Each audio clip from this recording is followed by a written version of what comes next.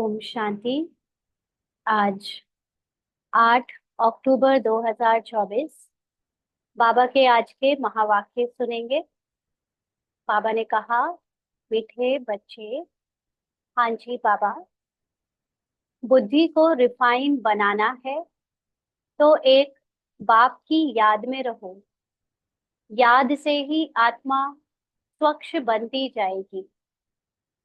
तो जब बच्चे कहते हैं कि बाबा ज्ञान समझ नहीं आता, धारण नहीं होता, या हमको उसकी गूढ़ बातों का मनन चिंतन नहीं होता, तो बाबा कहते हैं कि बुद्धि को रिफाइन बनाना। बुद्धि को रिफाइन बनाने का मतलब है कि बुद्धि में सिर्फ ज्ञान ही रहे। जैसे जब क्रूड ऑयल निकलता है ना उसके कुएं से, तो धीरे धीरे करके उसको रिफाइन करते जाते हैं। तो पहले वो उसको क्या बोलते हैं, मिट्टी का तेल, फिर डीजल, फिर पेट्रोल, फिर और भी रिफाइन होता चला जाता है, माना उसकी इम्प्योरिटी निकलती चली जाती है, उसको रिफाइन कहते हैं। तो ऐसे ही यहाँ पर बुद्धि का रिफाइन होने का मतलब है कि जो भी देह की बातें, व्यर्थ की बातें हैं, पार्ट की बातें हैं, जिनसे शरीर का ताल्लुक है लेकिन आत्मा का नहीं, वो सारी बातों को निकालते जाना, माना बुद्धि को रिफाइन बनाना। तो अगर बुद्धि को रिफाइन बनाना है तो याद अगर करने की आदत पड़ी ही है तो बाबा को याद करो। माना पहले अपने को आत्मा समझकर फिर उस सुप्रीम बाबा जो कि अपनी महिमा में हमेशा स्थित होता है, जो उसकी महिमा है उसके साथ उसको याद करो और अपने को भी उसकी महिमा में स्थित करो। तो इससे क्या होगा, याद से ही आत्मा स्वच्छ बनती जाएगी। माना जो किचड़ा भरा है, जो पुरानी स्मृतियों का, पुरानी देह भान की अटैचमेंट्स का, वो सब निकलता जाएगा और बुद्धि रिफाइन होती जाएगी। तो बाबा का जो ज्ञान है वो यथार्थ रूप से समझ आना शुरू हो जाएगा। आज का प्रश्न है, वर्तमान समय मनुष्य आत्मा टाइम व मनी वेस्ट कैसे कर रहे हैं? हम्म? वर्तमान वर्तमान समय मनुष्य अपना टाइम व मनी वेस्ट कैसे कर रहे हैं? तो बाबा ने उत्तर दिया, जब कोई शरीर छोड़ता है तो उनके पीछे कितना पैसा आदि खर्च करते रहते हैं। जब शरीर छोड़कर चला गया तो उसकी कोई वैल्यू तो रही नहीं, इसलिए उसके पिछाड़ी जो कुछ करते हैं उसमें अपना टाइम और मनी वेस्ट करते हैं। तो वैसे तो बाबा मनुष्य की बात कर रहा है।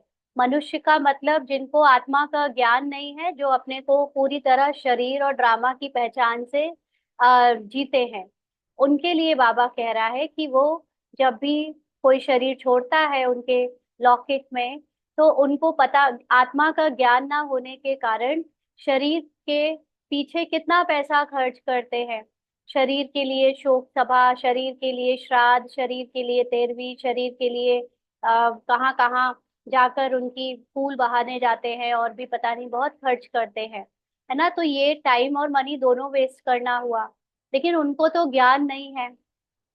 बट बाबा के बच्चे, हाँ बाबा के बच्चे भी तो करते हैं ना, नहीं करते? बाबा के बच्चे भी शरीर के पीछे, जबकि जान गए हैं कि हम आत्मा हैं, तब भी शरीर के पीछे कितना टाइम और मनी वेस्ट करते हैं। तो बाबा मनुष्यों की बात तो छोड़िए, लेकिन अभी अपने बच्चों से बात कर रहा है। तो अपने बच्चों को सिखाना चाह रहा है कि शरीर की कोई वैल्यू तो रही नहीं। शिव बाबा ने ब्रह्मा बाबा के द्वारा करके दिखाया कि जब ब्रह्मा बाबा की लौकिक युगल ने शरीर छोड़ दिया था बॉम्बे के हॉस्पिटल में, तो उन्होंने उनकी अर्थी को माउंट आबू नहीं मंगाया, वहीं पे अंतिम संस्कार करने को कह दिया, यहाँ तक कि फोटो भी देखने से मना कर दिया। ऐसे ही बाबा के भतीजे ने भी जब शरीर छोड़ा तो भी बाबा ने वहीं अंतिम संस्कार करने को कह दिया।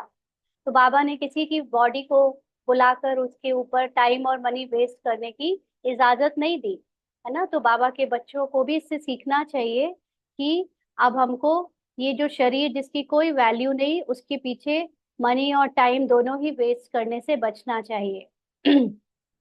ओम शांति। रूहानी बाप बैठ रूहानी बच्चों को समझाते हैं। यह भी ऐसे कहते हैं ना। फिर बाप है या दादा है, पूछ रहे हैं बाबा कि कौन समझा रहा है, बाप या दादा। दादा भी कहेंगे, रूहानी बाप तुम बच्चों को यह नॉलेज सुनाते हैं। तो दादा का मतलब बड़े भाई यानी ब्रह्मा बाबा, और बाप का मतलब शिव बाबा। तो दादा यानी ब्रह्मा बाबा कहेंगे कि रूहानी बाप तुम बच्चों को यह नॉलेज सुनाते हैं पास्ट प्रेजेंट और फ्यूचर की, यानी कि जो देह के हमने पार्ट बजाए हैं उस ड्रामा की पूरी भविष्य की, फ्यूचर की और पास्ट और प्रेजेंट की पूरी नॉलेज देते हैं। वास्तव में सतयुग से लेकर त्रेता अंत तक क्या हुआ है, ये है मुख्य बात।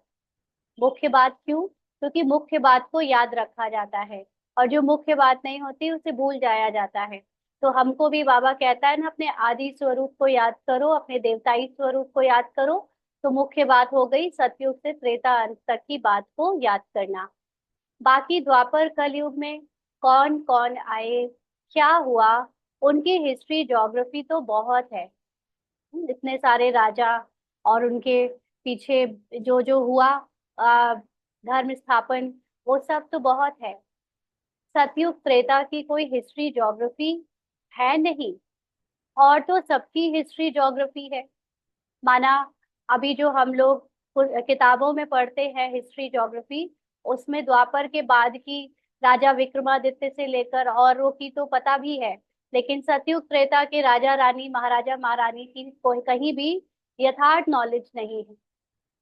बाकी देवी देवताओं को लाखों वर्ष पहले ले गए, इसीलिए उनके बारे में कुछ बता नहीं पाते हैं। यह है बेहद की बेसमझी। तुम भी बेहद की बेसमझी में थे।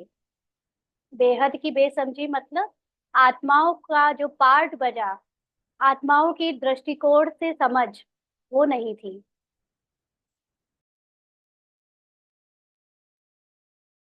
तो बाबा कहते हैं तुम भी बेहद की बेसमझी में थे, माना अपने सत्य स्वरूप आत्मा को नहीं जानते थे। शरीर की हिस्ट्री ज्योग्राफी तो फिर भी तुम्हें पता थी, तो अभी थोड़ा थोड़ा समझ रहे हो। कोई तो अभी भी कुछ समझते नहीं है। आत्मा के दृष्टिकोण से अपने सत्य को जानना अभी सबके बस की नहीं है। बहुत कुछ समझने का है। कितनी भी हमने ऐसे पार्ट की नॉलेज ले ली, 84 जन्मों की नॉलेज ले ली, लेकिन जो मुख्य बात अभी आत्मा के बारे में है, अभी उसमें बहुत कुछ समझने का है। बाप ने आबू की महिमा पर समझाया है, इस पर ख्याल करना चाहिए, तुम्हारी बुद्धि में आना चाहिए। तुम यहाँ बैठे हो। आबू के बारे में बाबा ने इतने सारे जो वहाँ यादगार बने हैं, उनका जो महिमा है उनकी, वो चीजें हमारी बुद्धि में अभी आनी चाहिए। तुम्हारा यादगार दिलवाड़ा मंदिर कब बना है, कितने वर्ष के बाद बना है? कहते हैं 1250 वर्ष हुए हैं, तो बाकी कितने वर्ष रहे, पूछ रहे हैं बाबा। 3750 वर्ष रहे। तो उन्होंने भी अभी का यादगार, वैकुंठ का यादगार बनाया है। मंदिरों की भी कंपटीशन होती है ना। तो जो भी गए हैं दिलवाड़ा मंदिर में, उन्होंने देखा होगा वहां पर जो नक्काशी बनी है। हो सकता है कईयों को समझाने वाला कोई वहां मिला ना हो, लेकिन वो जो नक्काशी बनी है वो एकदम स्वर्ग की याद दिलाती है। और वहां पर बैठे हुए योगी जो हैं, जिनको वो लोग महावीर के रूप में कहते हैं, तो वो सब हमारी यादगार है। तो हम तपस्या करके स्वर्ग में गए, वैकुंठ में गए, उसका बहुत अच्छे से वहां पर चित्र बनाया हुआ है। इसलिए बाबा कहते हैं कि उधर की जो बात है वो सबको समझनी चाहिए। मंदिरों की भी कंपटीशन होती है ना, एक दो से अच्छा बनाएंगे। अभी तो पैसा ही कहाँ है जो बनावे ना, अभी तो साधारण मंदिर बना देते हैं। पहले के मंदिरों में और आज के मंदिरों में जमीन आसमान का अंतर है। पैसा तो बहुत था। तो सोमनाथ का मंदिर कितना बड़ा बनाया है, अभी तो बना ना सके। भले आगरे आदि में बनाते रहते हैं, परंतु वह सब है फालतू ना। वो बाबा मंदिर किसको कह रहे हैं, वो जो किला वगैरह बना देते हैं वो सब फालतू है। मनुष्य तो अंधियारे में है ना। जब तक बनावे तब तक विनाश भी आ जाएगा। जो अगर कोई सोचे कि हम उस तरह के मंदिर अब बनाएं तो वो विनाश आ जाएगा। यह बातें कोई भी नहीं जानते हैं। तोड़ते और बनाते रहते हैं। पैसे मुफ्त में आते रहते हैं। सब वेस्ट होता रहता है। Waste of time, waste of money और वेस्ट ऑफ एनर्जी। कोई मरता है तो कितना टाइम गवाते हैं। हम कुछ भी नहीं करते। साकार बाबा के समय पे बाबा कह रहे हैं कि हम कुछ भी नहीं करते। आत्मा तो चली गई, बाकी खाल क्या काम की। सर्प खाल छोड़ देता है। उनकी कोई वैल्यू है क्या? कुछ भी नहीं। भक्ति मार्ग में खाल की वैल्यू है। हाँ, भक्ति मार्ग में शरीर की वैल्यू रखते हैं। जड़ चित्र की कितनी पूजा करते हैं, परंतु यह कब आए, कैसे आए, कुछ भी पता नहीं है। हम्म? इनको कहा जाता है भूत पूजा। यानी जब किसी भूत यानी जो पुराना पार्ट बजा कर गए हैं, उनकी मूर्ति को रख कर उनके पूजा करें, उन्हें याद करें, उनकी महिमा गाएं, तो उसको क्या कहते हैं? भूत पूजा।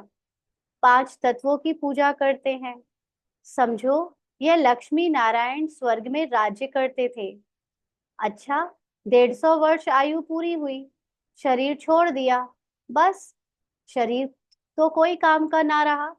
लक्ष्मी नारायण के रूप में भले आत्मा ने अपने शरीर के द्वारा खूब सुख भोगे, खूब अच्छे से ऊंचा पद का पार्ट प्ले किया, लेकिन 150 वर्ष के बाद जब शरीर छोड़ा तो फिर उस शरीर की तो कोई वैल्यू नहीं, है ना? फिर तो वो शरीर कोई काम का ना रहा। उनकी क्या वैल्यू होगी? आत्मा चली गई तो शरीर चंडाल के हाथ दे दिया। यह रस्म रिवाज अनुसार जला देंगे। ऐसे नहीं, उनकी मिट्टी लेकर उड़ाएंगे नाम करने के लिए। कुछ भी नहीं। यहाँ तो कितना करते हैं, ब्राह्मण खिलाते हैं, यह करते हैं। वहां यह कुछ होता नहीं। देखा जाए तो भक्ति मार्ग में भी जो ब्राह्मण खिलाना और ये यादगार है, वो हम ब्राह्मणों से ही शुरू हुआ है ना? हम बीके, हम ब्राह्मण भी किसी भी वरिष्ठ जो जा चुके हैं उनकी जब वो आती है पुण्यतिथि या उनके जाने का दिन, तो कई सेंटर्स में ब्रह्मा भोजन, भोग आदि लगता है।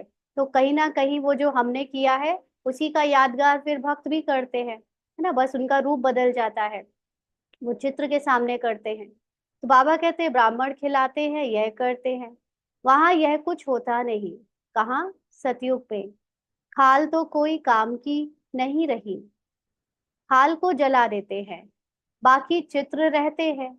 सो भी एक्यूरेट चित्र मिल ना सके। हाँ, यह आदि देव की पत्थर की मूर्ति एक्यूरेट थोड़ी ही है। आदि देव माना जो ब्रह्मा बाबा की मूर्ति बनाते हैं वहां पर दिलवाड़ा मंदिर में, वो कोई ऐसे ही आदि देव थे ऐसा थोड़ी ना था। पूजा जब शुरू की तब के पत्थर की है। असुल जो था वह तो जलकर खत्म हो गया। फिर भक्ति मार्ग में यह निकला है। इन बातों पर भी सोच तो चलता है ना। कोई भी मूर्ति किसी की जब बनाता है या चित्र बनाता है तो उसकी यादगार में बनाता है, लेकिन वो हूबहू वो थोड़ी ना बना के रख देता है ना? उसको जितना दिव्य दृष्टि से या ज्ञान से या दूसरों ने बताया उससे जो नॉलेज मिलती है उसके अकॉर्डिंग बनाता है। आबू की महिमा को अच्छी रीति सिद्ध करना है, क्योंकि आबू यानी माउंट आबू और मधुबन में बहुत सारे जो घूमने के अलग अलग डेस्टिनेशन है वो सारे ब्राह्मणों के यादगार हैं। तो वो अच्छे से टूरिस्ट या नए लोगों को समझाना है। तुम भी यहाँ बैठे हो, यहाँ ही बाप सारे विश्व को नर्क से स्वर्ग बना रहे हैं, तो यही सबसे ऊंच से ऊंच तीर्थ ठहरा। अभी इतनी भावना नहीं है, सिर्फ एक शिव में भावना है। कहाँ भी जाओ शिव का मंदिर जरूर होगा। अमरनाथ में भी शिव का ही है। कहते हैं शंकर ने पार्वती को कथा सुनाई, वहां तो कथा की बात ही नहीं। मनुष्यों को कुछ भी समझ नहीं है। अभी तुमको समझ आई है, आगे पता था क्या? हाँ, अभी समझ आइए बाबा के बच्चों को पार्वती, शंकर, अमरनाथ की कथा, इन सब की बातें पहले कुछ पता था? पहले तो हम भी वही सब करते थे। अभी बाबा आबू की कितनी महिमा करते हैं। सर्व तीर्थों में यह महान तीर्थ है। बाबा समझाते तो बहुत है, परंतु जबकि अनन्य बच्चों की बुद्धि में बैठे, अभी तो देह अभिमान बहुत है। देखो बाबा अपने बच्चों को बता रहा है देखकर कि बच्चों में भी अभी देह अभिमान बहुत है। देह अभिमान का मतलब क्या? सिर्फ आत्मा को जान लेना मतलब ये नहीं हो गया कि हम आत्माभिमानी हो गए। आत्मा को जानने के बाद भी अभी हम देह के आकर्षण में फंसे हुए हैं। कौन? ब्राह्मण बीखे, है ना? अपने पद, पोजीशन, जो भी हमने यहाँ पार्ट बजाया उसकी महिमा, उस पार्ट से अटैचमेंट, उस पार्ट की सेवा, इन सब चीजों से अभी भी कितने फंसे हैं। इसीलिए देह अभिमान बहुत है। बाबा कहता है अनन्य बच्चों की बुद्धि में ही ये बैठे। ज्ञान तो बहुत ढेर चाहिए, रिफाइननेस बहुत आनी है।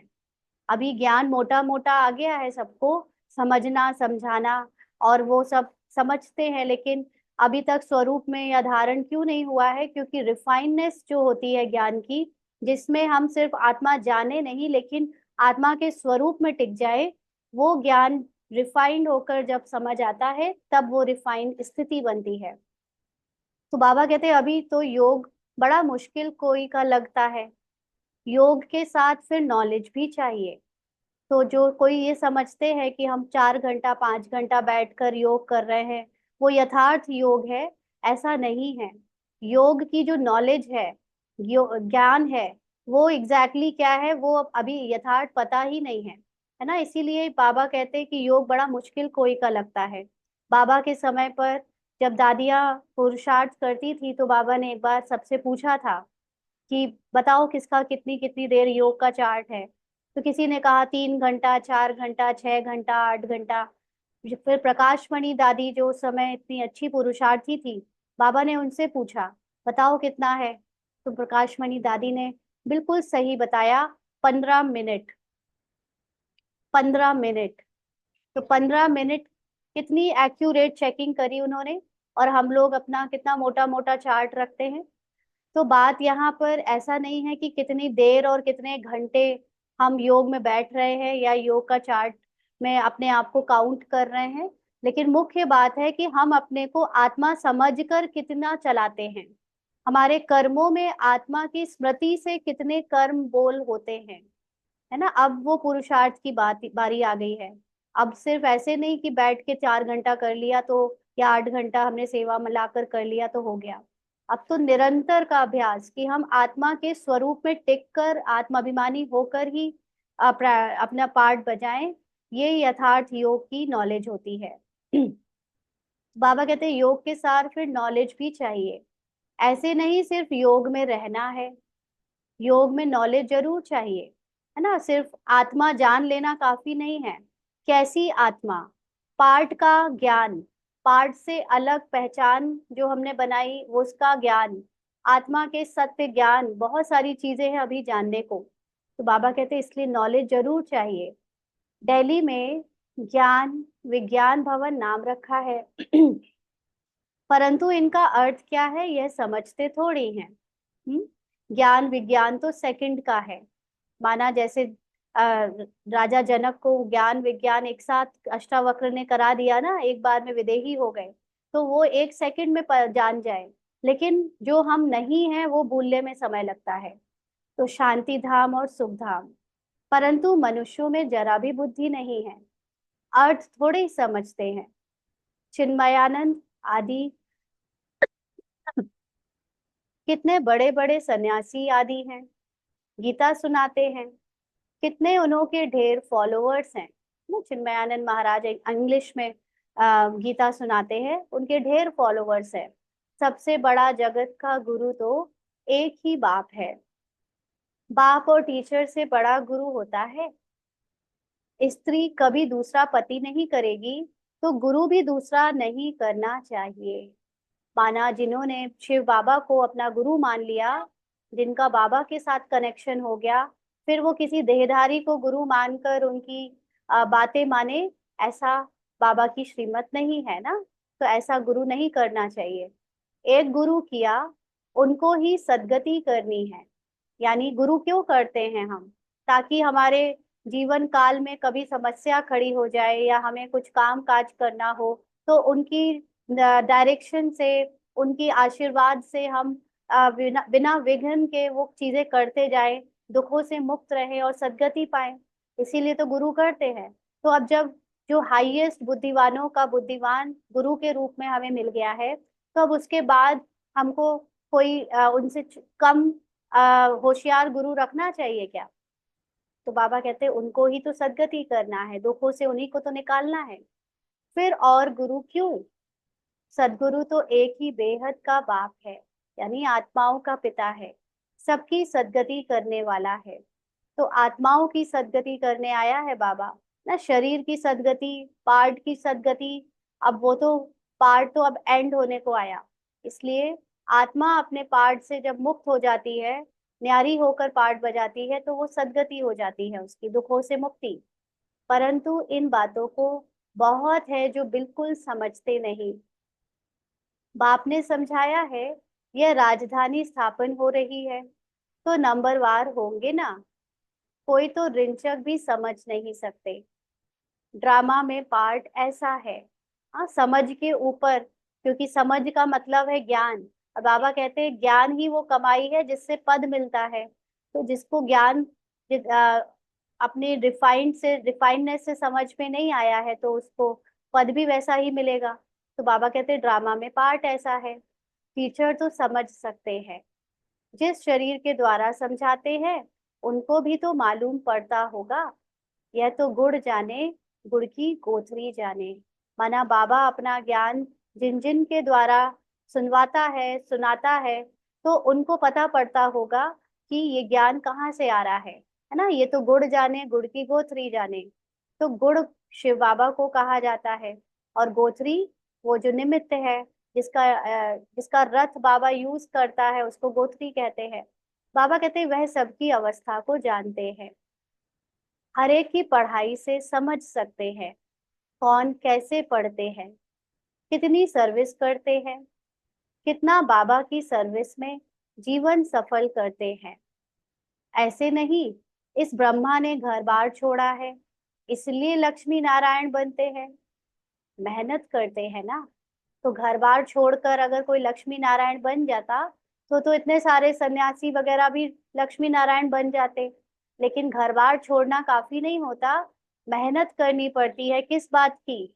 नॉलेज को यथार्थ रूप से समझकर उस नॉलेज से रिफाइंड स्थिति बनाने की। तो बाबा ने भी, ब्रह्मा बाबा ने भी तो इतनी मेहनत करी, इसीलिए ये नॉलेज बहुत ऊंची है। कोई अगर बाप की अवज्ञा करते हैं तो एकदम पत्थर बन पड़ते हैं। अवज्ञा का मतलब अपने को आत्मा ना समझकर शरीर के बार बार भान में जाते हैं। तो क्या होता है, जैसे शरीर के भान में हमारी पहले पत्थर बुद्धि थी, वैसे ही फिर पत्थर बुद्धि बन पड़ते हैं। बाबा ने समझाया था, यह इंद्र सभा है, शिव बाबा ज्ञान वर्षा करते हैं ना। इंद्र का मतलब भी परमात्मा होता है, इंद्र का मीनिंग गॉड है। तो गॉड की सभा, भगवान की सभा है ये। तो यहाँ पर शिव बाबा ज्ञान वर्षा करते हैं। उनकी अवज्ञा की तो शास्त्रों में लिखा हुआ है, पत्थर बुद्धि हो गए। माना अगर अपने को देह समझकर देह के अभिमान में आ गए, तो क्या होगा? पत्थर बुद्धि हो जाएंगे। इसीलिए बाबा सबको लिखते रहते हैं, साथ में संभाल से कोई को ले आओ। माना जब बाबा के घर में जो निमित्त है, वो लोग नए नए बच्चों को लेकर जाते हैं, तो बहुत संभाल कर लाओ। ऐसे नहीं विकारी अपवित्र यहाँ आकर बैठे। माना देह और विकारी चिंतन करने वाले, देह के आकर्षण में फंसे हुए, जो खुद को आत्मा नहीं जानते, ऐसों को लेकर आ जाओ, बैठा लो यहाँ। नहीं तो फिर ले आने वाली ब्राह्मणी पर दोष पड़ जाता है। ऐसे कोई को ले नहीं आना है, बड़ी रिस्पॉन्सिबिलिटी है, बहुत ऊंच से ऊंच पाप है। तुमको विश्व की बादशाही देते हैं, तो उनका कितना रिगार्ड रखना चाहिए। बहुतों को मित्र संबंधी आदि याद पड़ते हैं, बाप की याद है नहीं। बाबा अपने बच्चों की अंतर की जो मानसिक अवस्था है, जो इस बुद्धि की अवस्था है, बाबा वो बता रहा है कि बहुत है जो मित्र संबंधी आदि याद करते रहते हैं, बाबा की याद है नहीं। अंदर ही गुटखा खाते रहते हैं। गुटखा खाना माना अंदर ही अंदर आ, डाउट में आते रहते हैं, या दिल शिकस्त होते हैं, या बार बार माया के प्रभाव में आते रहते हैं। बाप समझाते हैं ये है आसुरी दुनिया, अभी दैवी दुनिया बनती है। हमारी एम ऑब्जेक्ट ये है। तो आसुरी दुनिया का मतलब बॉडी कॉन्शियस, अपने को शरीर, शरीर की पहचान, पद, पोजीशन, है ना, इन सब में देखना। और दैवी दुनिया मतलब अपने को आत्माभिमानी बनाना। तो दैवी दुनिया बन रही है माना अभी हम आत्माभिमानी बनते जा रहे हैं, और यही हमारी एम ऑब्जेक्ट है। यह लक्ष्मी नारायण बनना है। तो लक्ष्मी नारायण तो अपने टाइम पे बन जाएंगे, लेकिन अभी क्या बनना है?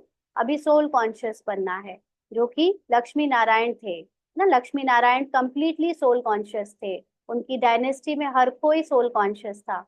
इसलिए हमको भी कंप्लीटली सोल कॉन्शियस बनना है।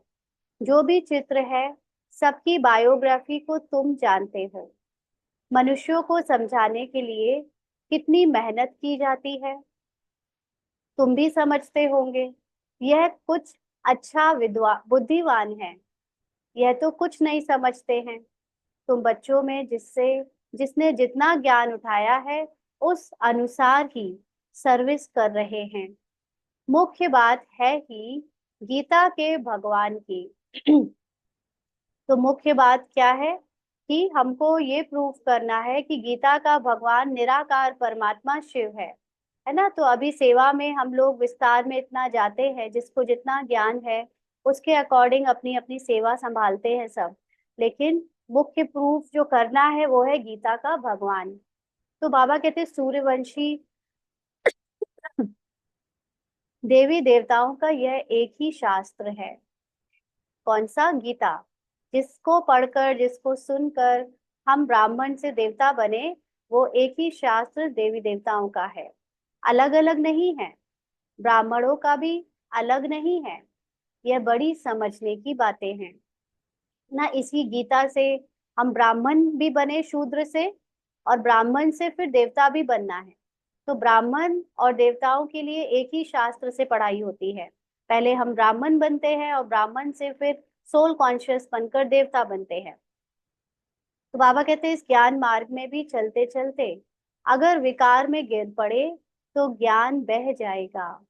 विकार का मतलब अपने को देह भान में लाकर, देह की स्मृतियों से पहचान बनाकर अगर कर्म में उतर पड़े, कर्म करते रहे, तो सारा ज्ञान क्या होगा? बह जाएगा। और मुख्य विकार काम विकार तो है ही, क्योंकि वो तो सारे विकारों की माँ है।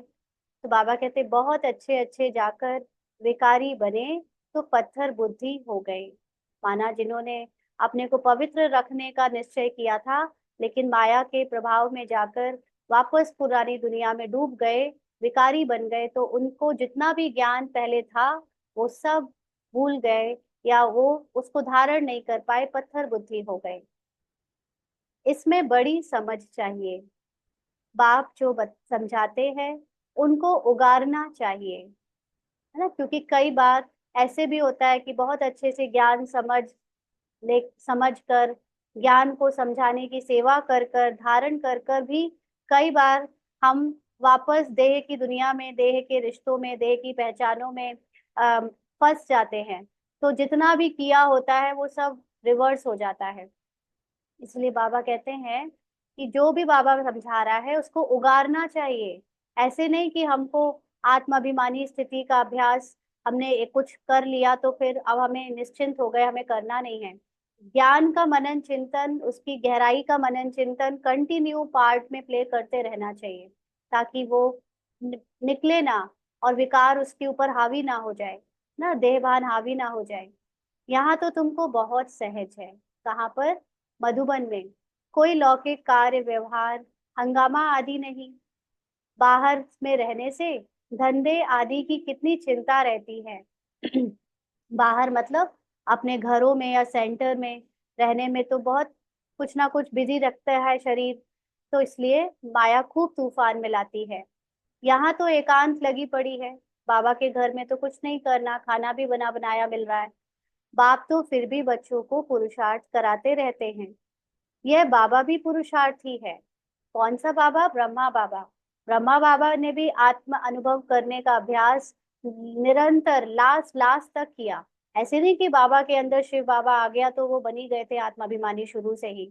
उन्होंने भी अपने को चौबीसों घंटे आत्माभिमानी बनाने का पुरुषार्थ किया और लास्ट लास्ट तक उसमें अ, अभ्यासी रहे, तब लास्ट में जाकर कर्मातीत हुए। तो इसलिए बाबा भी पुरुषार्थी था। पुरुषार्थ कराने वाला तो बाप है।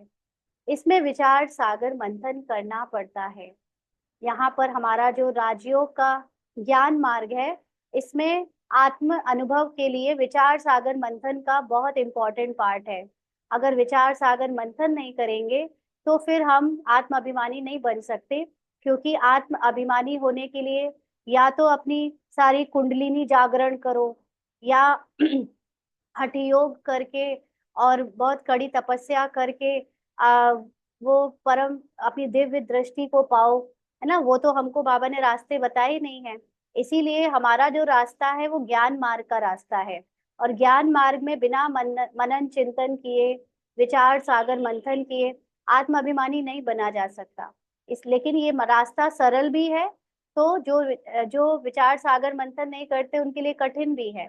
वो करना नहीं पड़ता है एक्चुअली विचार सागर मंथन, ये ऑटोमेटिकली अंदर ही अंदर होता रहता है। जब हमको सत्य ज्ञान मिलता है तो जो झूठी नॉलेज से हम जीवन जी रहे थे, उन दोनों का जब आपस में कंपैरिजन पूरे समय चलता रहता है, तो ऑटोमेटिकली विचार सागर मंथन होता रहता है। तो इसलिए बाबा कहते हैं कि इसमें विचार सागर मंथन करना पड़ता है। यहाँ तो बाप बच्चों के साथ बैठे हैं, जो पूरी उंगली देते हैं उनको ही सर्विसेबल कहेंगे। तो जो पूरी उंगली देते हैं माना जो 100% समर्पण बुद्धि है, वो ही सर्विसेबल कहे जाएंगे। क्योंकि बाबा के आगे अगर कोई अपनी बुद्धि चलाए, अपनी मनमत चलाए देह भान में आकर, तो वो सेवा नहीं कर सकता, क्योंकि वो देह भान है। और जो कंप्लीटली अपना देह का भान, देह का अभिमान त्याग कर पूरा सहयोग देते हैं कि जो जैसा आत्म अनुभव के लिए जरूरी है बाबा वो मुझसे कराए, इस हद तक अपने को तोड़ने के लिए रेडी होते हैं, वो उनको सर्विसेबल कहेंगे। बाकी गुटखा खाने वाले तो नुकसान करते हैं और ही डिससर्विस करते हैं, विघन डालते हैं। गुटखा खाने वाले माना बार बार देह भान में आकर, है ना, अपनी बॉडी कॉन्शियसनेस में ये ऐसे संकल्प करना कि मैं कोई कम हूँ क्या, या अपने शरीर के विशेषता के ऊपर अभिमान कर कर, या पार्ट के ऊपर जो भी काम मिला है उसका अभिमान, या कुछ भी ऐसा करके अगर करते हैं तो क्या होता है, गुटखा खाते हैं। गुटखा खाते माना अपने को बार बार देह अभिमान में ले जाते हैं, तो और डिससर्विस करते हैं, विघन डाल देते हैं सेवा में, उसकी स्पीड को रोक लेते हैं। यह तो जानते हो, महाराजा महारानी बनेंगे तो उन्हों के दास दासियां भी चाहिए, वह भी यहाँ के ही आएंगे। सारा मदार पढ़ाई पर है ना, यहाँ पर ही जितने ब्राह्मण हैं, बीकेज हैं, उन्हीं में ही से दास दासियां भी बनेंगे। तो ये सब पढ़ाई के ऊपर है। इस शरीर को भी खुशी से छोड़ना है, दुख की बात नहीं। पुरुषार्थ के लिए टाइम तो मिला हुआ है। ज्ञान सेकंड का है, बुद्धि में है शिव बाबा से वर्षा मिलता है। थोड़ा भी ज्ञान सुना, शिव बाबा को याद किया, तो भी आ सकते हैं। प्रजा तो बहुत बनने की है। हमारी राजधानी सूर्यवंशी चंद्रवंशी यहाँ स्थापन हो रही है। बाप का बनकर अगर ग्लानि करते हैं तो बहुत बोझा चढ़ता है। तो बाप का बनकर ग्लानि करते हैं का मतलब अपने को आत्मा ना समझकर जब बार बार शरीर की पहचान से शरीर के भान में आ जाते हैं, तो क्या होता है कि वो जो देह भान है वो कहीं ना कहीं निराकार परमात्मा की जो इस समय कर्तव्य चल रहा है उसमें विघन डालता है, और उससे ग्लानि होती है ना। तो ग्लानि की बात ये नहीं है कि कोई बाहर हमारी ग्लानि करेगा, बाहर तो ग्लानि कर ही रहे हैं सब।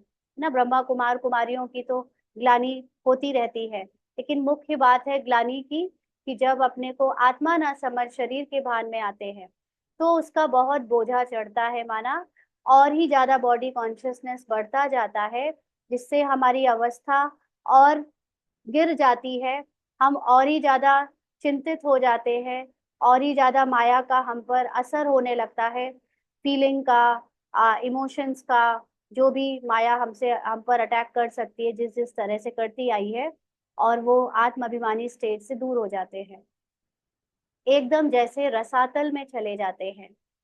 बाबा ने समझाया है, जो अपनी पूजा बैठ कराते हैं वह पूज्य कैसे कहला सकते। हम्म। तो यहाँ पर जो मनुष्य अपनी बैठकर अपने को भगवान कहते हैं, है ना, वो पूजा कराते हैं अपनी, वो पूज्य कैसे कहला सकते हैं। और बाबा के बच्चे तो नहीं कराते अपनी पूजा अभी से, हाँ, अपनी पूजा नहीं अभी से नहीं करानी है कि हमारी पूजा करो ना, ये भी कहीं कहीं होता है। सर्व का सद्गति दाता कल्याण करने वाला तो एक ही बाप है। मनुष्य तो शांति का भी अर्थ नहीं समझते हैं। हठ योग से प्राणायाम आदि चढ़ाना, उसको ही शांति समझते हैं, है ना। उसमें वो लोग कहते हैं समाधि ले ली, हठ योग करते हैं, खाना पीना सब छोड़ देते हैं, एक ही संकल्प में बैठ जाते हैं पूरी तरह निर्संकल्प होने के लिए। तो समझते हैं कि कई कई वर्षों तक एक समाधि में बैठे रहे, वो शांति है। लेकिन कुछ ना करके, सब कुछ छोड़ छाड़ के शांति प्राप्त करना, ये टारगेट थोड़ी ना है। जो जीवन हम जी रहे हैं, जो उथल पुथल से भरा हुआ है, उसको जीते हुए अंदर से शांति अनुभव करना, इसमें मुख्य मेहनत है ना। तो बाबा कहते हैं उसमें भी, लेकिन जो हठ योग से करते हैं उसमें भी बहुत मेहनत लगती है। कोई की ब्रेन खराब हो जाती है, क्योंकि उसमें बहुत अपने को परेशान करते हैं, शरीर को, मन को जबरदस्ती कंट्रोल करते हैं, तो ब्रेन खराब हो जाती है। प्राप्ति कुछ भी नहीं, वह है अल्पकाल की शांति। जैसे सुख को अल्पकाल कागविष्टा समान कहते हैं, वैसे वह शांति भी कागविष्टा के समान है। क्योंकि अगर वो उससे बाहर आ जाए समाधि से, वैसे तो समाधि के बाद शरीर ही छोड़ देते हैं, लेकिन कोई कोई समाधि के बाद जब जाग जाता है तो फिर वो वापस से उसी दुनिया में आकर, अगर उसने विकारों को नहीं जीता है, उसने आत्म अभिमानी स्टेज नहीं बनाई है, तो वो शांति फिर से गायब हो जाएगी। तो बाबा कहते वह है अल्पकाल के लिए। बाप तो 21 जन्मों के लिए तुमको सुख और शांति दोनों देते हैं। कोई तो शांति धाम में पिछाड़ी तक रहते होंगे। कौन रहेंगे शांति धाम में पिछाड़ी तक? जो आत्माएं आखिरी आखिरी में कलयुग में जन्म लेती हैं, वो तो पूरे टाइम शांति धाम माना निराकारी स्थिति में ही रहते हैं। वो पार्ट में नहीं आते, लास्ट में आते होंगे। जिनका पार्ट है वह इतना सुख थोड़े ही देख सकेंगे। वहां भी नंबरवार मर्तबे तो होंगे ना। भले दास दासियां होंगे, परंतु अंदर थोड़े ही घुस सकेंगे। कहाँ? सतयुग की राजधानी में, माना जो राजा की राजधानी है वहां श्री कृष्ण को भी देख ना सके। सबको अलग अलग महल होंगे ना, कोई टाइम होगा देखने का। देखो जैसे हो पाता है तो उनका दर्शन करने के लिए कितने लोग आते हैं। कल भी बाबा ने ऐसे समझाया था। तो ऐसे बहुत निकलेंगे जिनका बहुत प्रभाव होगा। लाखों मनुष्य जाएंगे दर्शन के लिए। बाबा जब साकार में था तब बाबा ने ये बात बताई थी कि ऐसे बहुत निकलेंगे जिनका बहुत प्रभाव होगा, लाखों मनुष्य जाएंगे दर्शन करने के लिए। तो अभी हमने ऐसे कईयों की सुनी है ना कहानियां, हिस्ट्री की, जिनके सत्संग में लाखों मनुष्य जाते हैं दर्शन करने के लिए। तो यहाँ शिव बाबा का दर्शन कैसे होगा, यह तो समझने की बात है। अभी 1 मिनट के लिए सभी अशरीरी हो जाएं और अपने को आत्मा समझ बाबा को निराकार रूप में देखते रहे और उनके समान अपने को अनुभव करें 1 मिनट के लिए।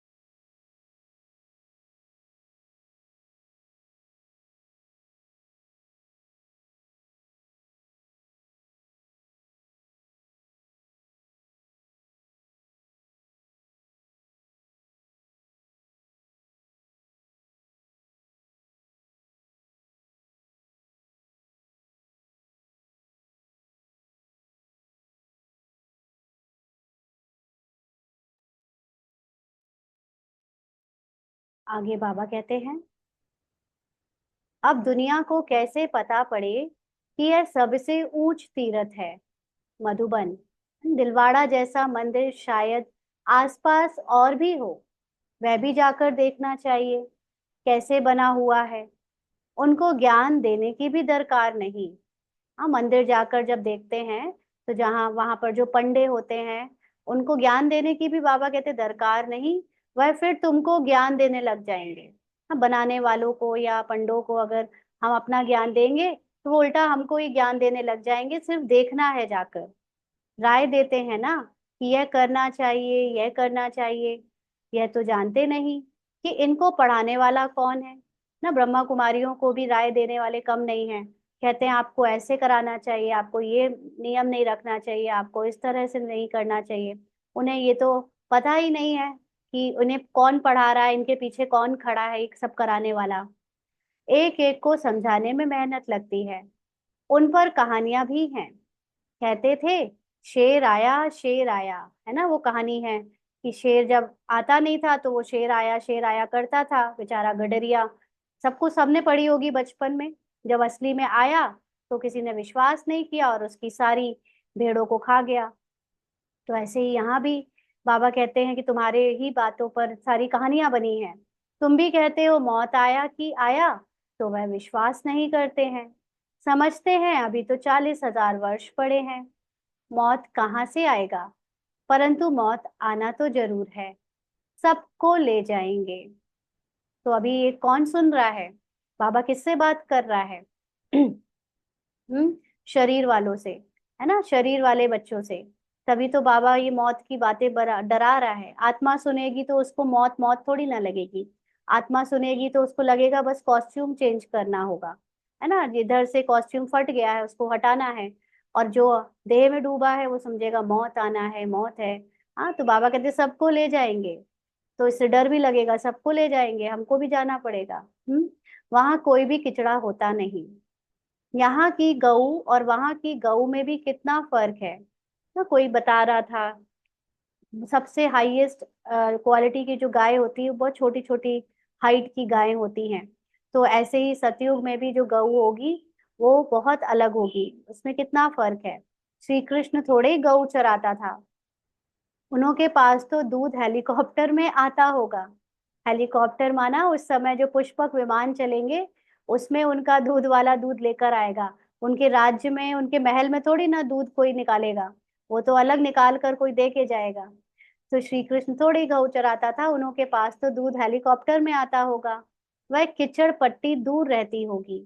माना ये गऊ संभालने वाले, गौचारे वो जो क्या बोलते हैं उनको, वो सारे लोग दूर रहते होंगे। सामने घर में थोड़े ही किचड़ा रहेगा। वहां तो अपरम अपार सुख है जिसके लिए पूरा पुरुषार्थ करना है। माना उस फर्स्ट क्लास होटल में जाकर फर्स्ट क्लास रूम लेना है, हाँ, सबसे हाईएस्ट क्वालिटी की आपको सेवाएं लेनी है। तो उसके लिए अपने को कंप्लीटली सोल कॉन्शियस बनाना पड़ेगा, आत्माभिमानी निरंतर बनाना पड़ेगा। यहाँ तो पैसों से आ जाता है, हाँ, तो पैसे कमा लिए खूब तो चले गए बड़े बड़े होटल में रहने कुछ कुछ दिनों के लिए, बड़े बड़े आइलैंड में जाकर कुछ कुछ दिन ठहर के आए। लेकिन वहां पे ये सब नहीं चलेगा, यहाँ का धन काम नहीं आएगा। वहां के लिए तो सोल कॉन्शियस स्टेज चाहिए, और सोल कॉन्शियस स्टेज के लिए सोल का रिफाइंड ज्ञान चाहिए।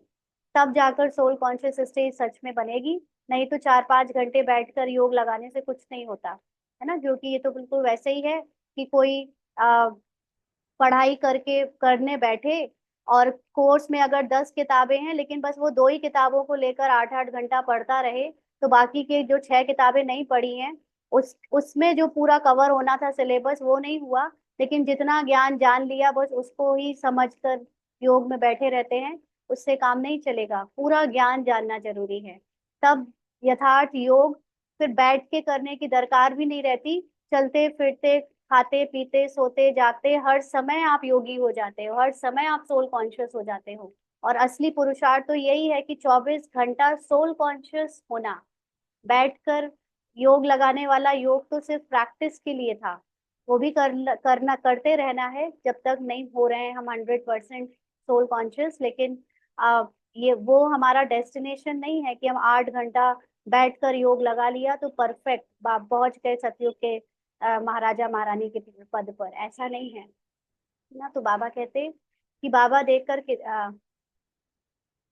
वहां तो अपरम अपार सुख है जिसके लिए पूरा पुरुषार्थ करना है। कितने अच्छे अच्छे बच्चे सेंटर से आते हैं, बाबा देखकर कितना खुश होते हैं। नंबरवार पुरुषार्थ अनुसार फूल निकलते हैं। फूल जो है वह अपने को भी फूल समझते हैं। माना जो सच में ज्ञान बाबा जिनको समझता है कि ये है, वो खुद भी जानते हैं कि हमारे अंदर ज्ञान की यथार्थ समझ है। दिल्ली में भी बच्चे कितने सर्विस करते हैं रात दिन। ज्ञान भी कितना ऊंच है। आगे तो कुछ नहीं जानते थे, यानी पहले। अब कितनी मेहनत करनी पड़ती है। बाबा के पास तो सब समाचार आते हैं। कोई का सुनाते हैं, कोई का नहीं सुनाते हैं, क्योंकि ट्रेटर भी बहुत है। माना अभी बहुत अच्छी सेवा कर रहे हैं, ज्ञान सुन रहे हैं, सुना रहे हैं, सब कुछ कर रहे हैं, लेकिन कब चले जाएं पता नहीं चलता, है ना। इसीलिए बाबा सबका नहीं सुनाते।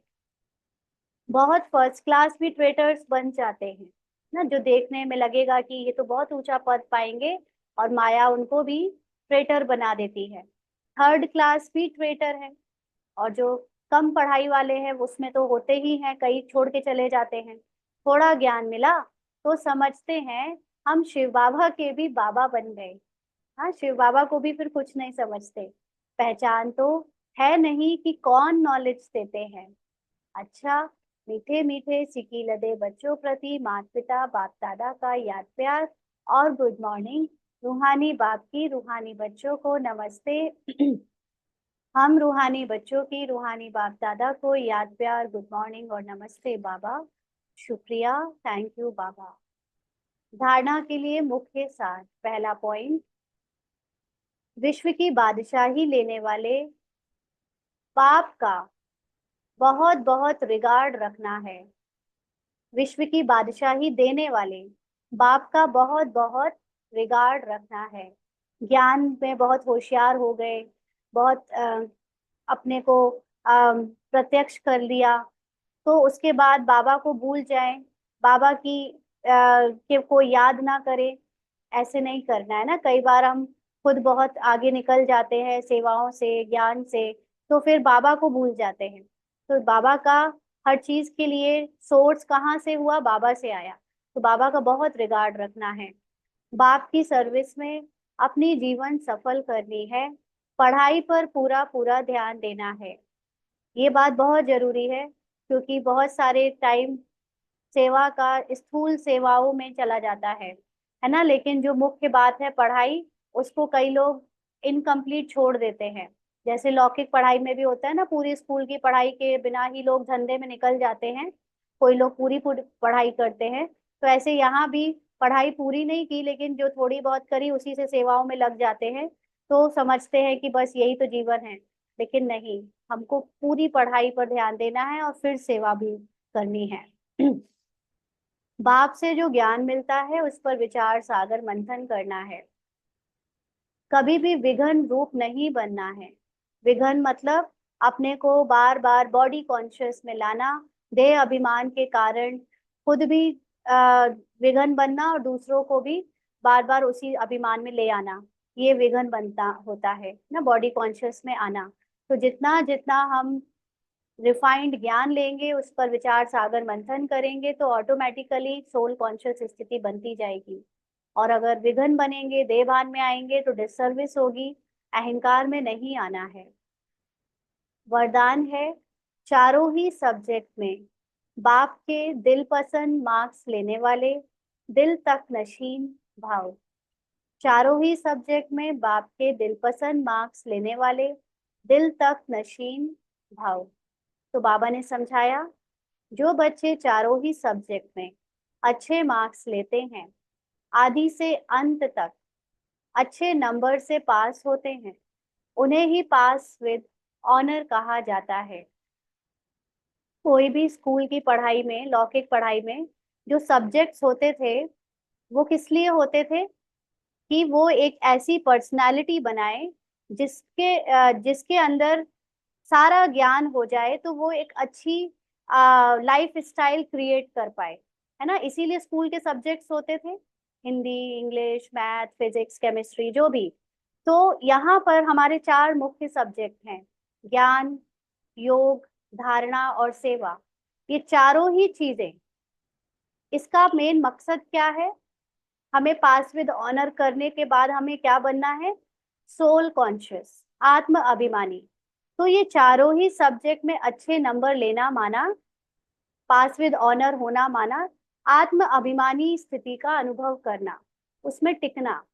तो बीच बीच में मार्क्स कम हुई माना, कभी ज्ञान छोड़ दिया, कभी ज्ञान पूरी तरह से नहीं लिया, कभी ज्ञान ले रहे हैं तो योग नहीं कर रहे, माना आत्मा आत्मा का बार बार अभ्यास नहीं कर रहे, कभी आत्मा का ज्ञान समझ भी लिया, ज्ञान ले लिया, लेकिन हम उसको योग में ठीक से नहीं करते तो हम धारण नहीं कर पाते, क्योंकि बाहर की ड्रामा में इतनी बुद्धि फंसी हुई है, उसका त्याग नहीं कर रहे हैं, तो धारणा में कुछ कमी आ गई।